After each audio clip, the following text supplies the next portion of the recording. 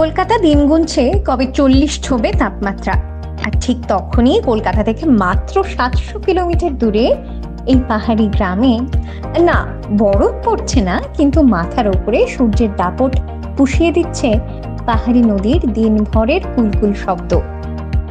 যারা এই ভরা চৈত্র কিংবা বৈশাখে উত্তরবঙ্গে যেতে পারবেন না, তাদের জন্য রইল এই ট্রাভেল ব্লগ।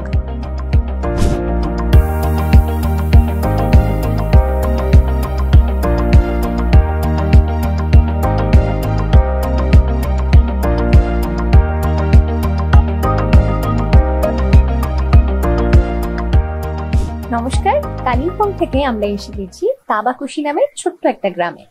মিরিকের কাছে গোপালধারায় তাবাকুশি গ্রাম। আর আমরা আছি একটা হোমস্টেতে, রিভারসাইড ডুয়েলিং হোমস্টে তাবাকুশি।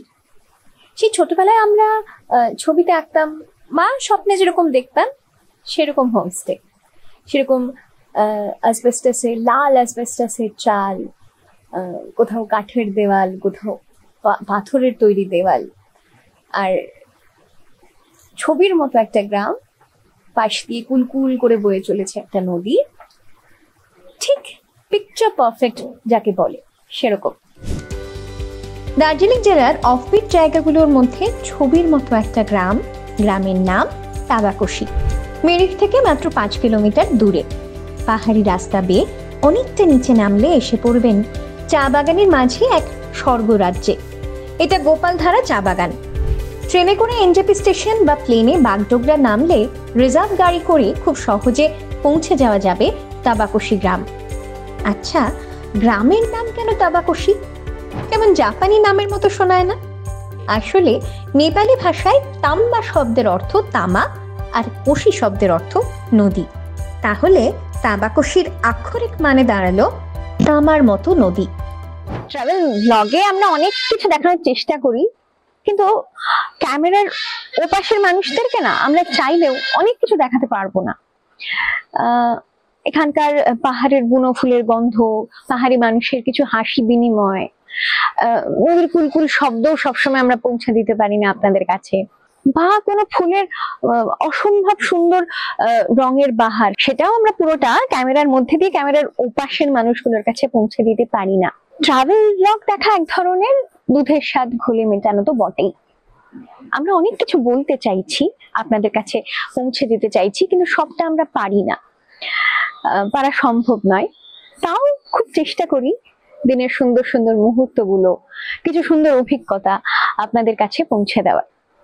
আসলে ভ্রমণ বা শহর এগুলো তো আসলে আমাদের অভিজ্ঞতা বাড়ায়। সেই পুরনো 500 বছর 1000 বছর আগে পরিব্রাজকেরা বেরিয়ে যেতেন, ঘর ছেড়ে বেরিয়ে যেতেন, সেটাও একরকম ছিল পৃথিবীটাকে জানা।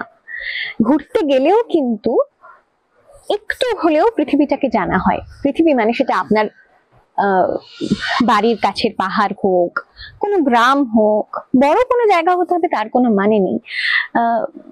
নিজের সংস্কৃতির বাইরে গিয়ে অন্য সংস্কৃতির মানুষ, তাদের ভাষা, তাদের খাবার, বা অনেক সময় একই সংস্কৃতি তো অনেক একটা বড় শব্দ, এটার ব্যাপ্তি অনেক বড়, তারই মাঝে বহু মানুষের মধ্যে এক্সপ্রেশনের তফাৎ থাকে। সেগুলো জানা যায় অভিজ্ঞতা দিয়ে, আর অভিজ্ঞতা বাড়তে থাকে বেরোলে, বাড়ি থেকে বেরোলে। রিভারসাইড ডুয়েলিং এ 3 ধরনের কটেজ রয়েছে, পাথরের, কাঠের ব্লকের আর পাইন কাঠের। 3টি খুব সুন্দর। কটেজগুলোর গা বেয়ে বয়ে যাচ্ছে রংভং নদী। শীত গ্রীষ্ম জলের ধারা সরু হলেও মন্দ লাগে না, তবে বর্ষায় তাবাকুশি হয়ে ওঠে আরো রূপসী। আকাশ পরিষ্কার থাকলে সূর্য ধোয়া ঘরে শুয়ে বসেও একটা দুপুর দিব্যি কাটিয়ে দেওয়া যায়।